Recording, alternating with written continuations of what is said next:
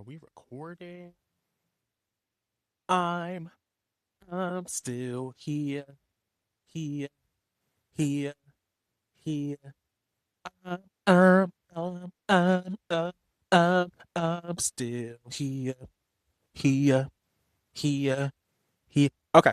Hey guys, it is Life for Leek podcast. I'm alive.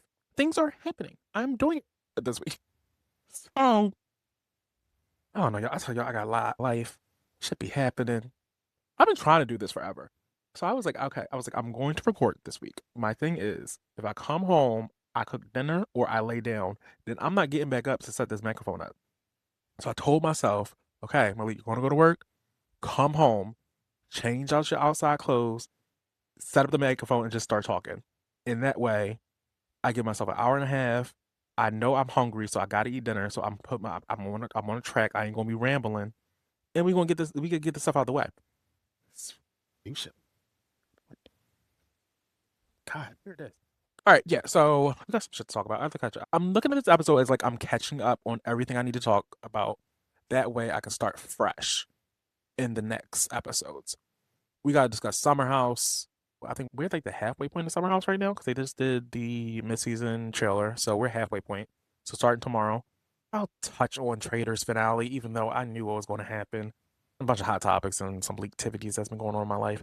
I am so irked. My parents just had to raise me right with morals. Like sometimes I wake up and I just evaluate my skills and I'm just like, low key, I could definitely be a drug dealer or a prostitute. And it'll probably be less stress. Like I'm tired of waking up and being a good upstanding citizen. Like I could be really committing crimes. Like maybe I should start OnlyFans. I'm just tired of leaving my house. Like why can't I? All right, cue intro.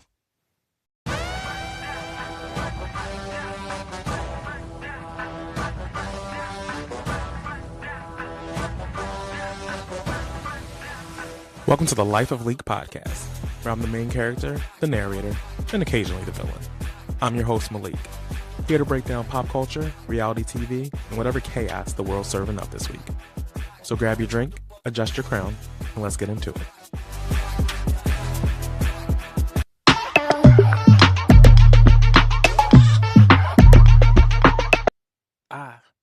I'm doing rich. Pretty bitch. I'm doing rich shit. Leak activities. Okay, so hey, welcome to episode 4. Missed y'all. Hope y'all missed me.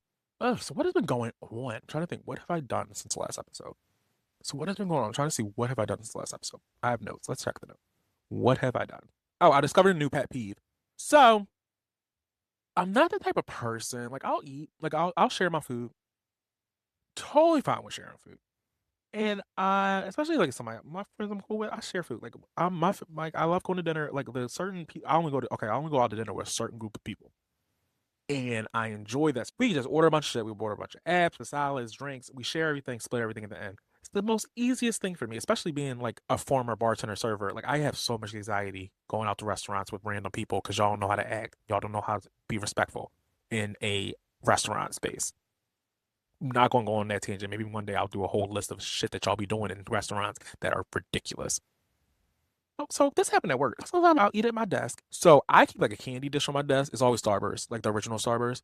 So if anyone wants some, I have no problem sharing. Like I'll open the jar. Here, take some. Blah blah blah. We all good. So there's one coworker. She'll come and like she'll like come have some candy. I was like, yeah. So what had a problem was a couple weeks ago. I don't eat breakfast often.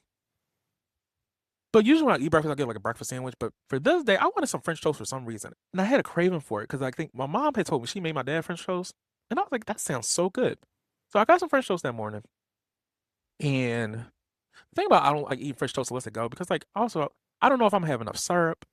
I don't want to be cutting stuff with silverware and like what's gonna happen? My main thing is if I'm gonna run out of syrup. But they may not give me enough. And then what the hell? You ruined my whole plate, but whatever. So I had cut the French toast and my coworker came and say hi. And then she was like, oh, I'm gonna take some French toast. And then proceeds to take her fingers and pick up a piece of my French toast out of my container.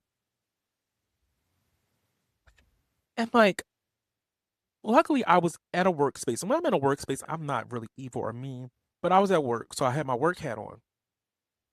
And it really irked me because it wasn't the sharing part.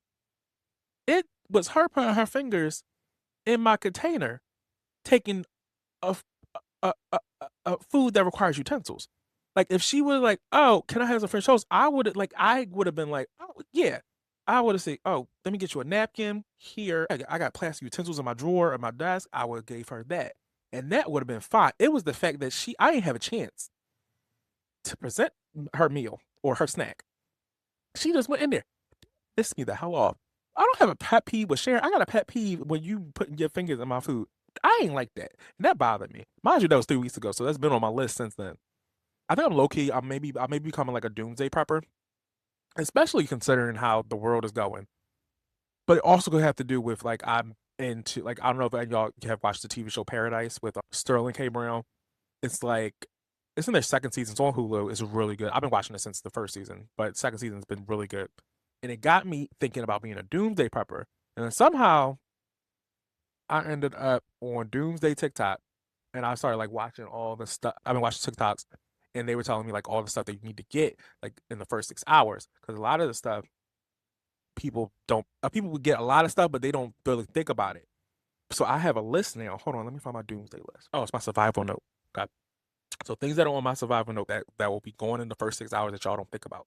Wool socks, because if you walk in, the wool socks won't deteriorate as quickly, and they also it takes them longer to get an odor, so they'll be more comfortable. Unscented baby wipes for bathing, contractor bags, like the thick ones that they use for construction, because those can be used for like you need to make a tent, you can make a poncho for rain. They're very the water don't get through them, so you got something that's gonna help you out, keep you dry. What else we need? Super glue. Okay, so I wrote the list. I saved the TikTok, but I can't remember exactly what everything was for. I'm gonna try to go off the top of my dome. But you need super glue. That's for to fix things. Like you can't like you don't be have tool. You can't be having tools. So if you need to fix something real quick, you can use super glue. So super glue goes to have a hand crank solar radio. I need to get. I feel like that's gonna be the most expensive thing. So that's a solar radio. You need to write down personal contacts. My grandmama have a phone book. I'm telling my mom we should do that because she don't. I don't think she do that either. She used to have a phone book. You like write down the numbers and addresses, and that's how you knew. You ain't had no cell phones back in the day. So I've been telling myself I should do that. Fishing line and hooks, baking soda. I think baking soda. It's baking soda, work gloves, heavy duty aluminum foil. Aluminum foil, that's for you can make plates or you can make pans for your cooking. That's good. Vodka and whiskey, not just to get you drunk. It's for what's it called? Sterilization. I think it's this. Yeah, you can sterilize stuff, but you can also get you drunk, get you through the days. Cause side note, zombie apocalypse happened. I don't want to last. Just can I go. I just want to go. Like I just need. I don't want a zombie to get me because then I'm gonna turn into the undead. What if I'm like? What if you're completely in your mind? You're present about everything that's happening. You're just stuck in the head. You're just stuck there. I need someone to go. Hey, I can't shoot myself. That'd be scary. I can't stab myself. I don't want to do that. I don't know, maybe like carbon monoxide, but I don't got a garage no more. I don't want to jump. I can't jump. What if I survive? I'm gonna need to just hire one of my friends. Be like, y'all got to put me out of my misery because I don't want to be here. And one of my besties going to do it. What else I got on the list? Zip ties, tea light candles, flashlights. I don't have a flashlight in my house. If I have my phone, I have my phone. But like, I feel like you should. This is something I need to for my actual house. That's for my doomsday. Some batteries, matches, lighters, cotton balls. Petroleum jelly is not because y'all nasty. It's for something. I think it's for petroleum jelly. It's flammable, so you can use it for fires when you're out of candles. A bandana. The bandana is for like if you have to make a sling or something. It keeps your sweat out your hair, your face, things like that. Electrolyte powder. I forgot what that's for. Potassium low D tablet. I'm gonna have to put descriptions because I'm not gonna remember. So this is what you need to buy within the first 6 hours of the doomsday. So I still have a battery. I'll still have a battery. My phone will be charged. Hopefully, because my phone will be done actually. All right, so yeah, I'm a doomsday shopper. What else we done? I was triple booked last week. See, I can't remember all this crap. I was triple booked last weekend. That's on my notes. I think last Friday. I think last. Okay, so not this. Okay, so not last Friday. Friday before last. That's when I was triple booked. 'Cause I think I hung out with friends of the pod, Click Clack. We hung out Friday. We having our girls' night because we haven't seen each other. So we usually we got to catch up and we get espresso martinis and then we trauma dump. on each other. Well, not trauma dump. We catch each other up on the shit. Sometimes it was okay. It was only one time it was trauma dumping, and that was ridiculous. And that was a Wednesday at U Bar. I don't understand what the hell that was going on. That was a bad month for us. Oh, girl, she was there. She click like you remember. And then that Saturday, I went to club one bedroom. It's multiple DJs. They do sets, but there's always like they're doing the sets with like R&B, hip hop, like 90s R&B, hip hop. So all my favorite genres. So that was fun. And I don't think I did anything that Sunday. But then last week was St. Patrick's Day. It was kind of low key St. Patrick's Day for me this year. Usually I take off work. I took off work last year, and I was hungover.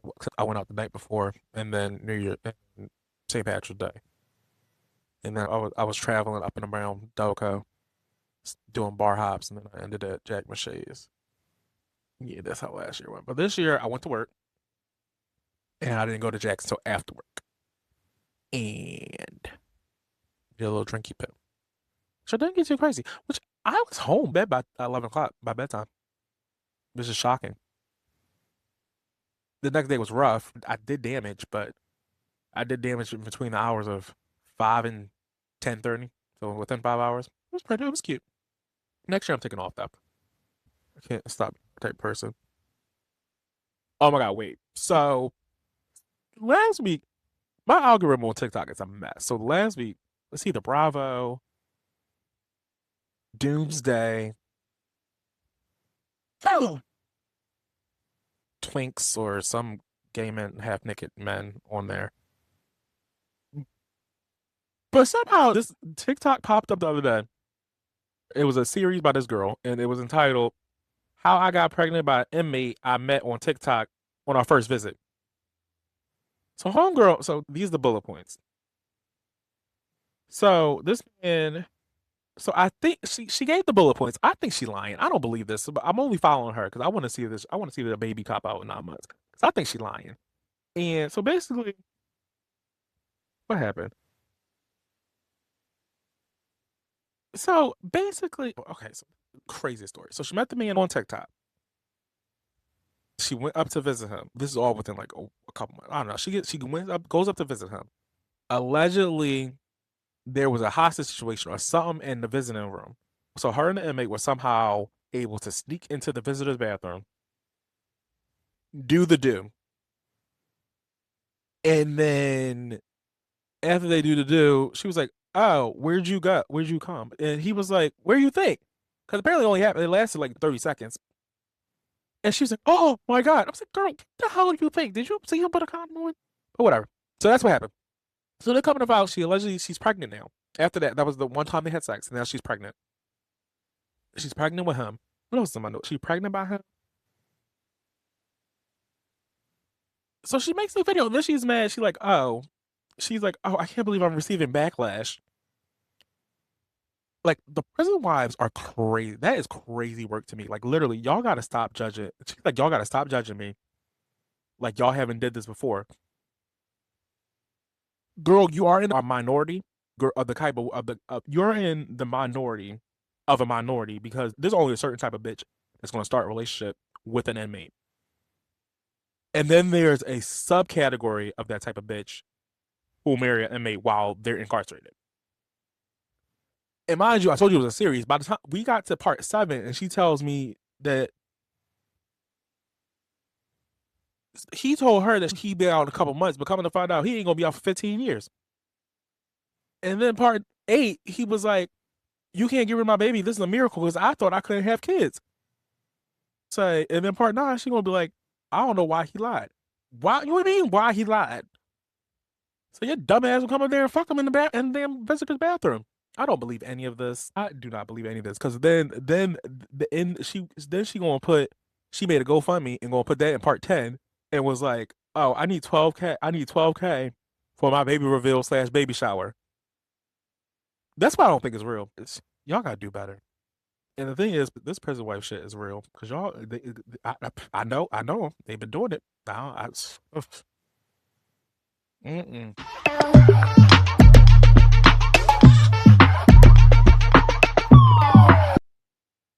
Okay, let's get some hot topics. The first thing I saw today, I saw this morning. Some of you may know Harry Potter, they're doing like a TV series. So basically, they're going to be doing a season every book. So there's 7 books. They're going to do a whole entire season.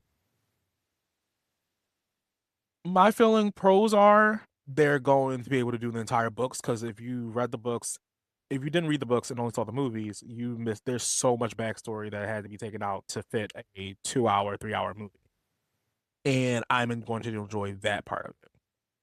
We already got the movies. Like I wish they would like build upon more of the Harry Potter lore. Like I would love to have seen a Marauder series or like a Founders of Hogwarts series or like a Voldemort series. 'Cause there's so much stuff they haven't touched on. And so I know, yes, I know whole J.K. Rowling shit. We do not support. I don't support her, but I support my books that I already own, my movies I already own, and what Harry Potter is towards myself and my childhood. Fuck J.K. Rowling. But back to what I'm saying. So the casting, we're gonna have a whole new cast. So the actor that they hired to play Professor Snape is a black man. And there was a lot of backlash because he is a black actor playing this role. I think it's disgusting when this type of shit happens. It's like racist and saying, "Oh, you can't have this role because it's for black. It's for because you're black." I have an issue with a black man being picked for this role, and it's not because of racism. It's because of the context of the story. So what I said earlier, we're going to get a lot more context and a lot more deep dive into the story of these characters. Snape in particular, spoiler alert, I don't know if you read any books. I forget what book it was, either Prisoner Azkaban or it was one, I think Prisoner Azkaban. We find out Snape was badly bullied and teased by James Potter and his friends. And I haven't read that book in a couple years. Do not quote me. And I think there was a time, I think one of the biggest instances was like James used magic to hang Snape upside down or hang him some way. So that's where my problem lies because of what being Snape will entail.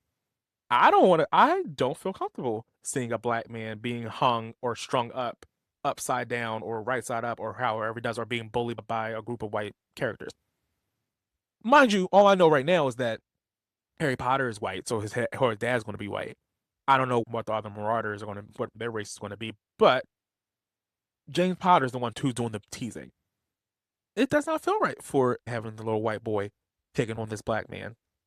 And adding the racial context to it is going to make it a whole different story. It's going to make a whole nother different story. So in my head, I have a problem with the shitty people like who thought Ariel from Little Mermaid shouldn't be black, or there shouldn't be no black people being Jedi's in Star Wars. No, that's racism. Being black ain't got nothing to do with being a mermaid. It's not affecting. There's no negative context about being a black mermaid, but there is negative context about that's what's been in my head since he was cast. Like they're going to be stringing up a black man and teasing him and bullying him, and I don't like it. So that's all I gotta say about that. Those damn Duggars. Apparently, they was hiding another pedophile, one of their kids. That's you know what this pisses me the fuck off.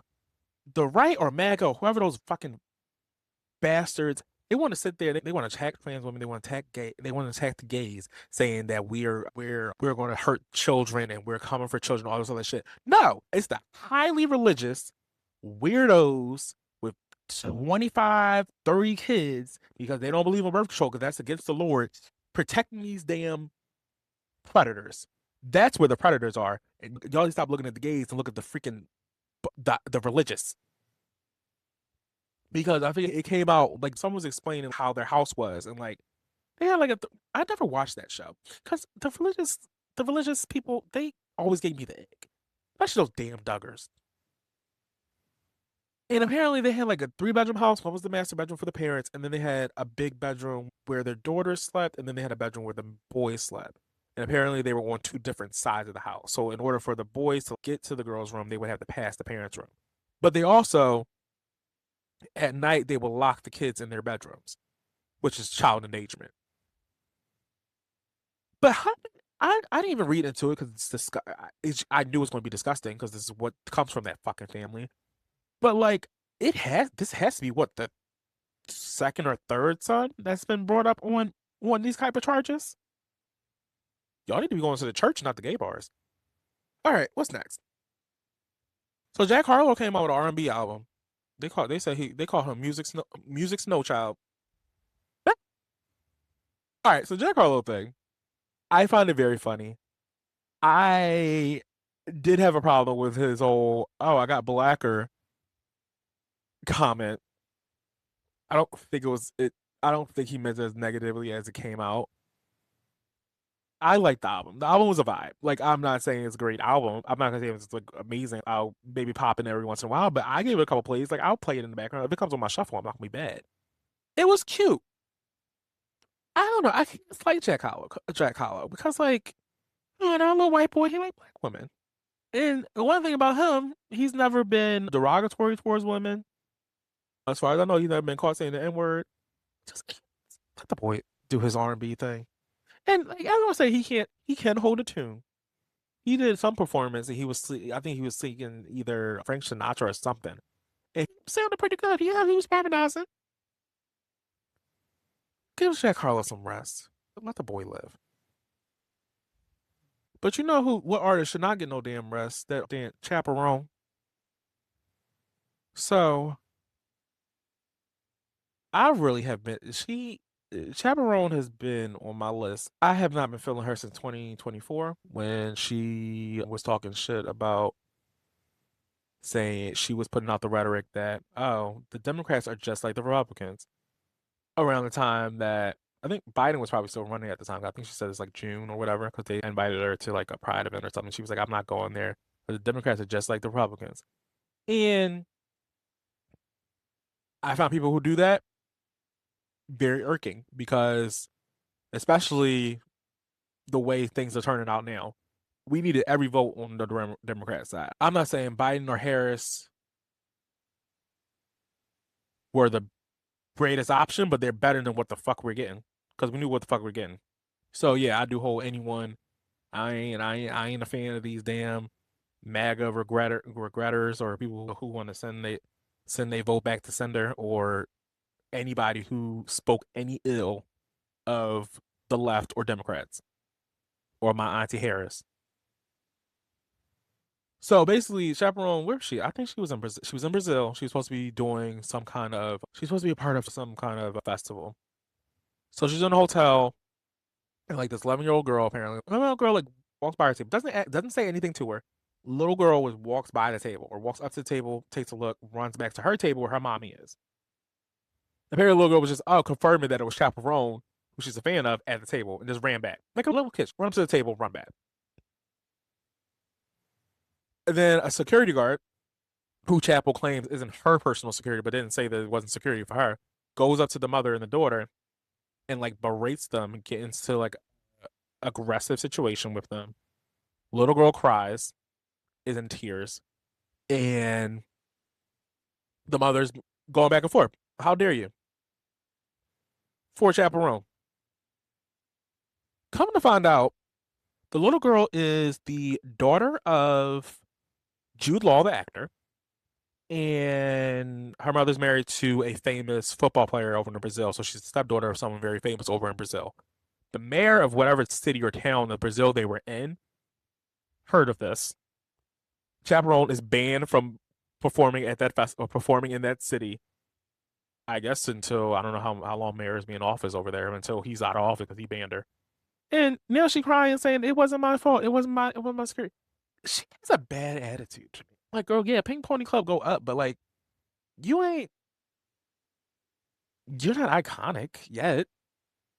And you with this attitude, you're not going to be. Like, what the fuck? Like she also like the type of bitch who's like, I don't want everyone like, how dare you come up and ask me for pictures and blah blah blah. I don't want fame.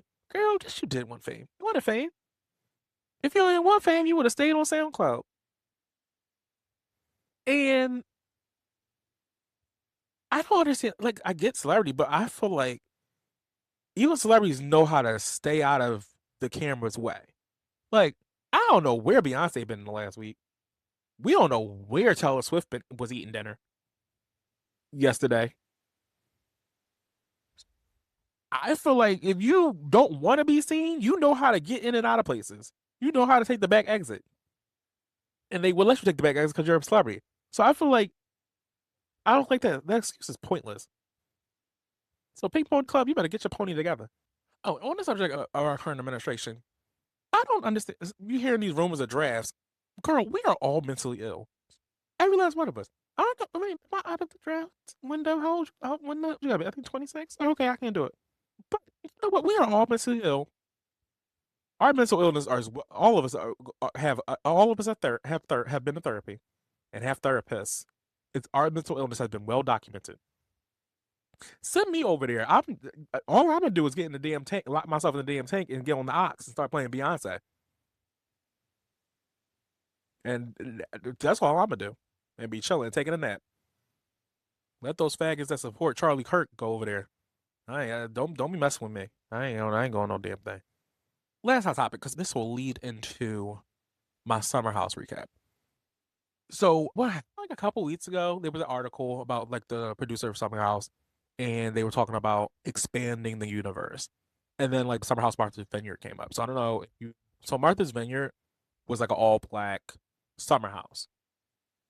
I think they had 2 seasons and then they got canceled or they were put on hiatus. But the producer was talking about it's hard to do the summer house and make it work when so the setup for Martha's Vineyard is like the group they went up to Martha's Vineyard for like 2.5 weeks, and they just stayed in the house, and that was their filming schedule. Whereas the regular summer house, they film for 2 to 3 months. They live in New York City, and then they drive up to the Hamptons on weekends. So that's how it kind of works. Like you have them living lives, and it's not like one little thing. And then he also brought up the fact that Winter House didn't work out. Winter House was the same thing. They would go to like the Denver or the mountains or wherever they went, and they would be there for like 2.5 weeks, and then it didn't really work because it's like you don't get people who are living lives together. You don't get them like coming like they're usually on Summer House. They're working in the city all week, and then they go to the Hamptons, and then they're just letting loose. That really doesn't work that way. So then he like brought up the conversation, like kind of made you think about like where would the Summer House universe grow where it can work like that. So in my head, I was like, ugh, I feel like Fire Island. I don't know. Some people say Fire Island is dying culturally, but I would think Fire Island would be a good place because like everyone in the city, it's like a easy. They can take the ferry up there on week work in the city during the week, take a ferry up there on the weekends. Fire Island would be a cute spot. Bitch, you want some ratchetness? Do Wildwood, Ciara, or Cape May. You get the Philly and mainline bitches. That'd be a good spot. Where else? Avalon, or if you like you want on the West Coast, do Palm Springs. That would be good. Those are the things we can do.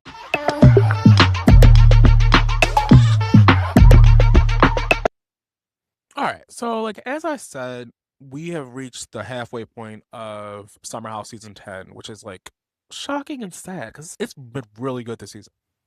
And I think we had a good half. We had a good half, even with all of Amanda and Kyle's drama. It hasn't taken over. Like other shit has happened. So I think okay. Major point. First point. Lindsay and Carl, they want to be friends so bad. They just don't know how to come back to each other. Like, I don't think they'll ever be like, you know what? Maybe in like 10 years they'll be best friends again because they were engaged.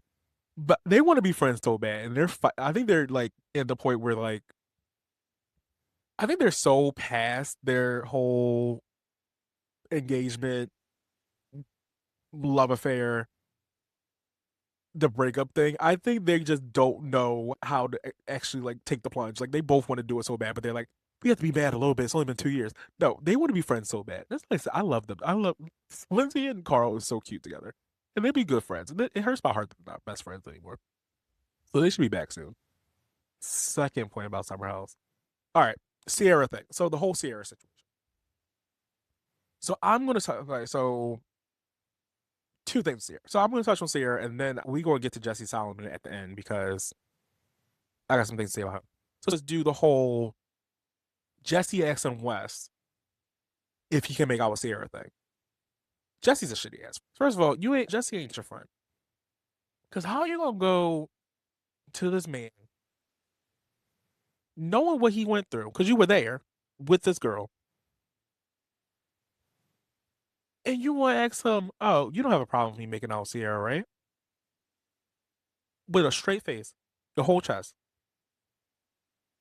I would have kicked him in the fucking face. I would have hit him. But look at Ciara. So, I will say, no matter what Ciara says, I think the whole flirting with Jesse thing, I think she was trying to make Wes jealous. Like, you can't change that mind. And because you can't say you don't care and then you immediately burst into tears about the whole situation. But then I think I do get, so one thing she said she was crying about was because she feels like no one wants to date her, or she's seen as an object, or I don't know, I would describe it as she feels like she's being fetishized, which I can relate to and I understand. There's been a lot of times like my dating life and sexual wise, I feel like I hook up with someone, they don't want to date me, but they're fine with hooking up with me or having sex with me because I'm black and that's what they're into, but they'll have sex with me, but they won't date. Especially when you have like someone white or someone from other race. I've been in that situation a lot of times. So that's why I get where she comes off as she just seems like she's just this exotic thing that these mediocre ass white boys just want to try out, and then they want to play her. No one asks her out on a date. No one wants to date her. No one wants to build a relationship.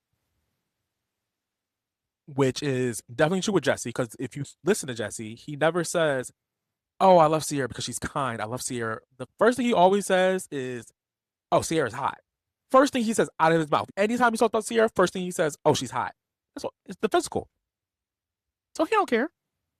I really got to get, because I think I like talking to people like didn't understand where Ciara's coming from, and I was like, you really can't understand being just seen as like a sexual being or a sexual object, especially in the situation where like you're black and you're in white spaces. Like, I don't automatically put myself in white space. Like, I don't purposely put myself in white spaces, but I went to a predominantly white college. A lot of my friends are white.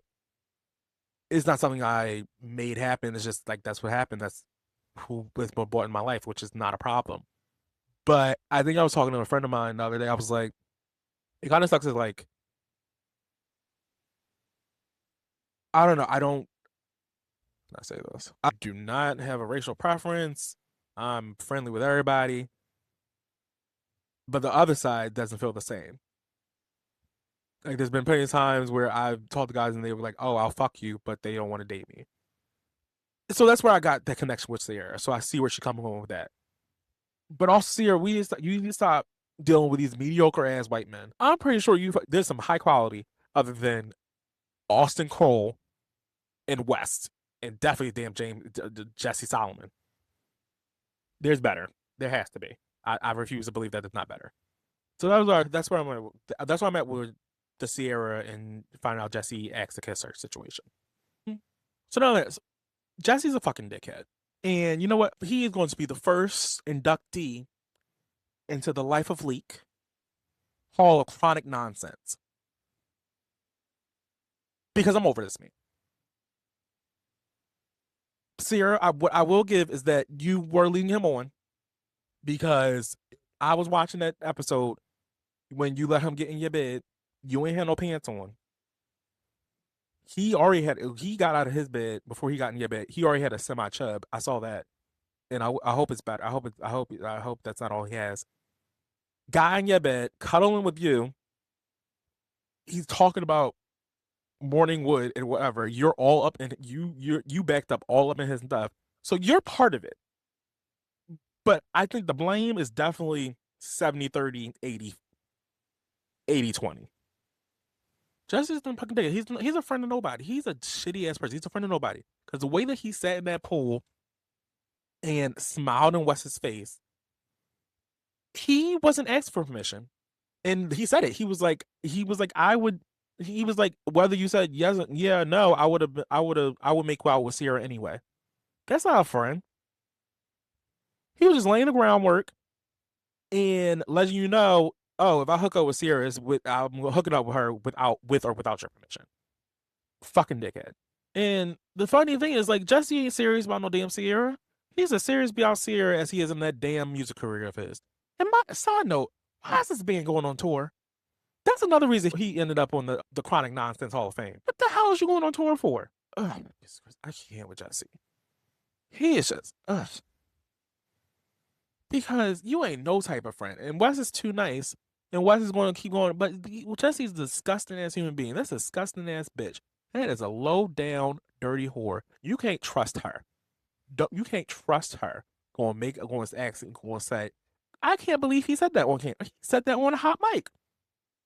Well, I'll make out with her regardless, with or without permission. Are you kidding me? Oh. So, okay. So, Jesse, first inductee to the Hall of Chronic Nonsense. What else been happening? I think Carl does have a reason to be upset with Kyle. First of all, I didn't realize that Carl invested. I think I remember that Carl invested into Loverboy. But like for Kyle to not like offer anything, like you could offer like $5,000 or something. Like you could have gave something. Like, and you could have gave something to Carl to invest in his company. But you don't care because Kyle all about self. Okay, second major thing that's been happening on Summer House, the whole Amanda's birthday dinner, when she said out loud, Sweet Green was like, oh, and then they were going around the table and everyone's like, say something that you like about Amanda or something that you respect about her, and it gets to Ozzy Ben, and then Sweet Green interrupts him loud as hell. She interrupts him and was like, oh, yo, we all know that Ben wants to fuck Amanda. First of all, Sweet Green, they gonna stop inviting you to family dinners because the first family dinner you came in, you started crying about your Sweet Green breakup, and then you blurting this out. But to Sweet Green's defense, I think episode 1 I said that Ben wants to fuck Amanda, and I think the fact is, so Ben got very upset.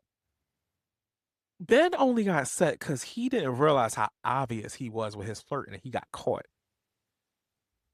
because it's so clear that he flirts with Amanda. And also, if you want to be honest, Amanda flirts with him too. And then when it happened, all the people like online saying, "Oh my god, I can't believe he yelled at her like that. How dare he talk to a woman like? How dare Ben talk to that girl like that?" First of all, he didn't even really yell at her like that. Second of all, Kyle Cook has been telling these bitches off. Literally standing. Kyle Cook has stood in that damn kitchen, called Lindsay everything but a woman of God. Call every woman in that damn house. Y'all think Ben was yelling? Y'all need to recap seasons 1 through 9. You know what? What it wasn't been the season. Go back to season 8 or 7 or 8. Whenever Kyle was in that kitchen and he called Lindsay a bitch while she was sitting in the living room.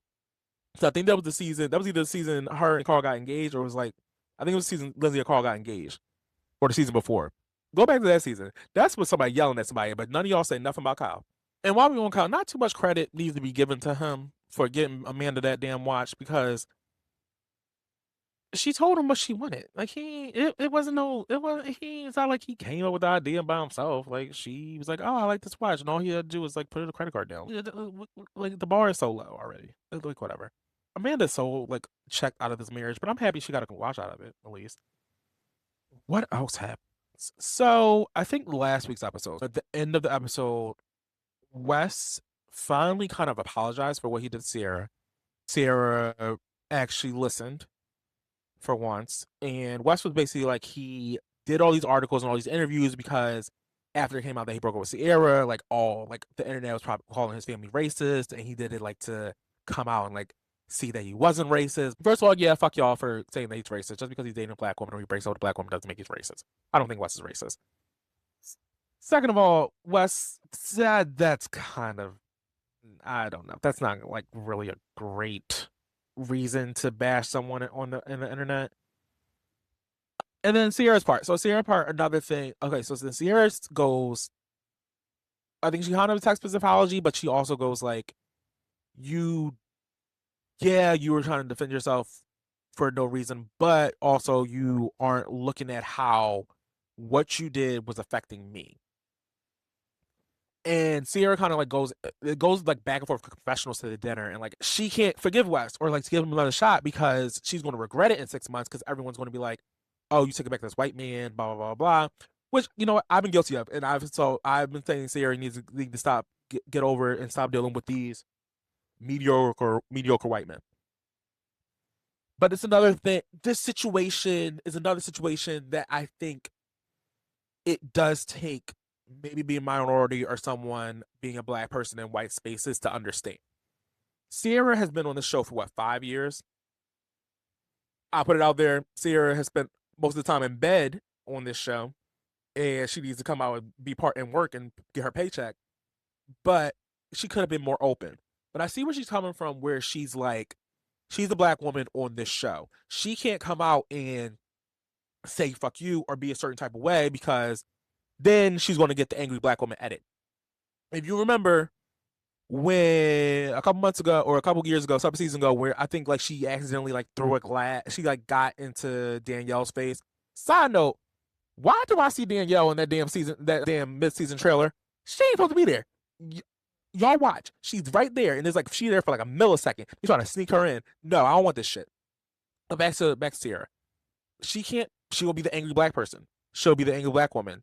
She has this narrative, and then everyone come down on her, me included. She's dating these mediocre white men, and she's letting them play her on TV. So that kind of what she has to deal with, and that's kind of what. And I understand that because being a black person who's in a lot of white spaces, sometimes we go in regards up because we have to be aware of, we can't just be free and just do what we want and feel how we want in every situation.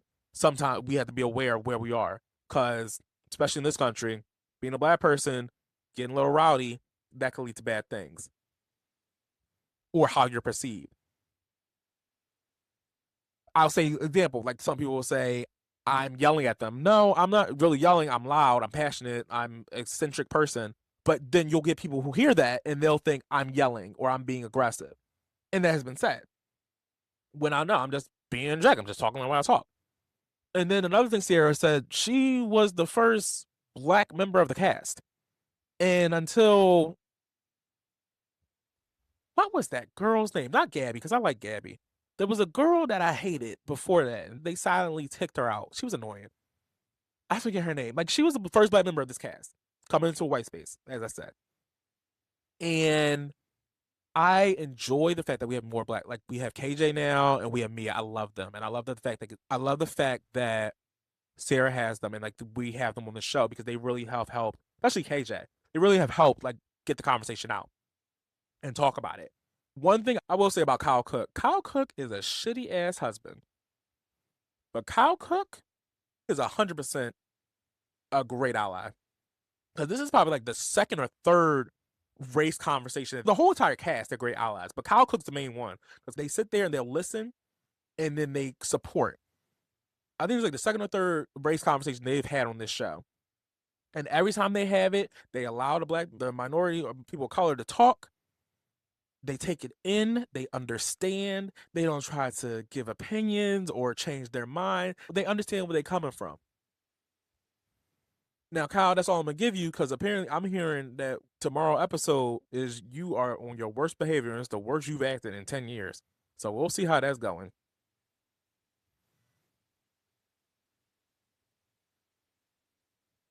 Yeah, Summer House. I'm very excited to see how the second half goes. KJ's dating that woman Dara. Apparently, they're still together. Kyle's gonna show his ass tomorrow. We'll see what happened with that. My mic's battery's gonna die soon, so I need to keep this up. All right. So what else I need to talk about? What else I need to talk about? Traitors ended. Traitors ended the way I knew it was going to end. I knew that Traitors was going to end that way when they got rid of Candace. I knew Rob was going to win. Who the girl that was tinking? I was twinking. Who was that girl? I forget what the Mara, dumbass. You know what? Mara, this is what happened. The Traitors. This last how the Traitors ended. This is how America works. You turn your back on black women, then you turn your back on the gays. What was the gay figure state? I forgot what his name is. Johnny. Turn your back on the gay. Then you turn your back on who the dumb mother figure skater? The woman. Turn your back on women. That's how America do you. They turn their back on black people, and they turn their back on the gays, and they turn their back on the women. And you see what happened to you, Mara? You got fucked over and you ain't got no money. Because you were tinking. I don't know what you were twinking with. Well, we know what you were twinking with. And you see what happened. For this battery die. There's also a second inductee to the Hall of Chronic Nonsense. And that is Miss Karen Huger. I'm over her. Because if you know me, you know I have loved Karen Huger down since season 1. But that last episode of Reunion pissed me the hell off. Let me see what bullet points I got. We're going to do a rapid fire real quick. Kiana, she was a flop. This is her second season. So she can go after this season. All she did was throw shit all around and see what stuck. She had no storyline. She attacked Wendy this season. She attacked Angel, Stacy, Jazzy, Ash's forehead. She just wanted to see what was happening. She ain't got no loyalty.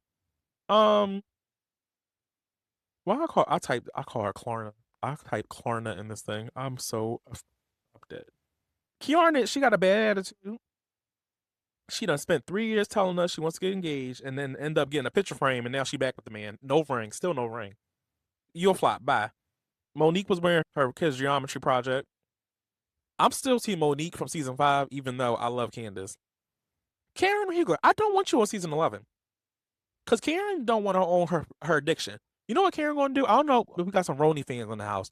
Y'all remember when Luann went on that, she got in trouble, got arrested, and then she was like, she didn't drink for a while. And then as soon as like her probation was over, she started being booze hound again. That's what Karen wants to do. Karen doesn't want to admit, because all she wants to say is, I've chosen a life. How she phrase it? Hold on. Let me see. Try to do rapid fire. Let me just read what I wrote.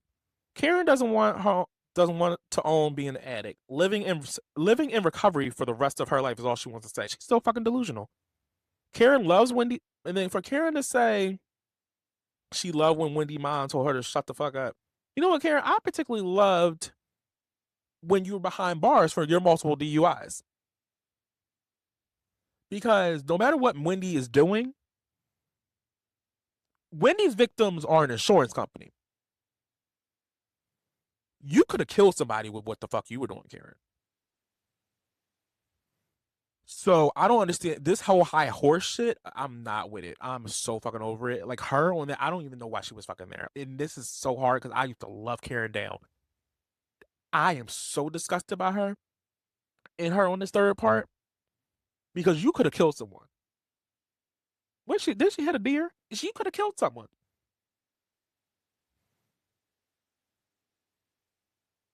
Karen Hugo, you are a vile human being and a menace to society. You're a freaking coward because you couldn't sit on the stage last year. You decided, oh, the day of the reunion, oh, I'm going to go to rehab, and you only stayed there for what, 3 or 4 days, and then went to court, and then got out for Christmas. You know, I'm convinced that I think Karen says she didn't see that police footage before. I think she saw it. She saw it. I think she saw it. There's no way you're not going to see everything that when you go on the court and you going up for the time that you was going up for, that you're not going to look at everything you did. I don't like even the whole Wendy stuff. Like it's not apparently it's not cut and dry. I think like now it came out that Wendy and Eddie are going to be tried separately.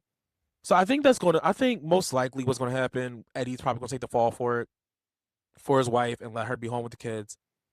But then there's also like other parts of the situation. Like they're like, oh, they have all this debt. People aren't really thinking like adults. Like if you think about it, your debt, and like some people they don't just say credit card debt, they just say debt. And you think about it as an adult. Wendy has what, 4 degrees? She never said she paid loans. She probably got student loans. 4 student loans, if you think about it. Mortgage will be under your debt if you ain't paid. We all know she never said she paid her house off. We all know that she could have a house. She have a mortgage on her debt. Any cars, that's under your debt.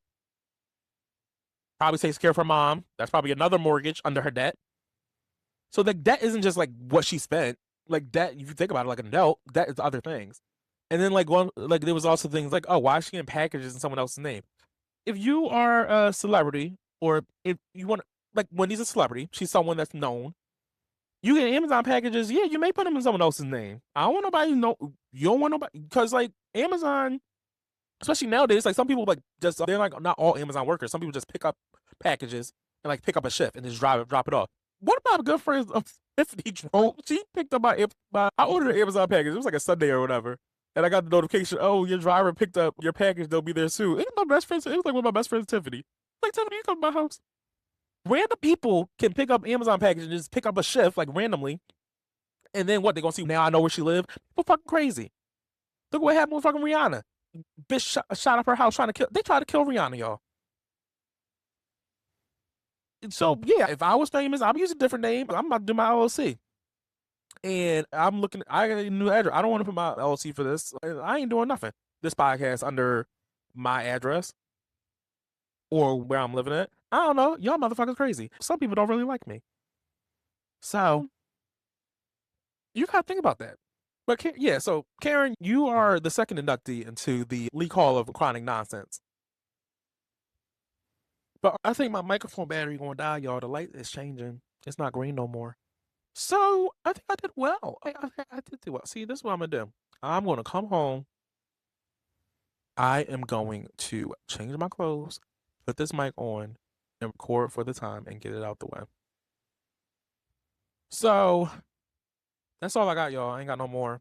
I will be back next week, hopefully. I know I say that all the time. But you know what? I'm gonna do better. I think this is what I'm gonna do. I'm gonna come home after work Monday, get the recording out. This is how I used to do it on that other podcast I used to be on with Demon Twink. Usually I would record on Mondays, be done, and be home. And I think that's what I'm gonna do. So drop day may not always be Monday, but I'm gonna try to record Monday and then drop on Tuesday or Wednesday. All right, so that's what we're gonna do. So everyone, love y'all. What's that? Anything happening this week? What's happening this weekend? I don't know what's happening. Oh, that's not a holiday. Next week is Easter. Here come Peter Cottontail, hopping down the bunny trail. Hippity hop. Hop hop. All right, y'all, bye. If you enjoyed this chaos, do me a favor. Subscribe and leave a 5-star rating and review. It helps me out, feeds my ego, keeps the mic on. And don't forget to join the mess online by following Life of Leek Pod and never missing a rant. I'll talk to you guys next time. Same mic, same delusion. Bye.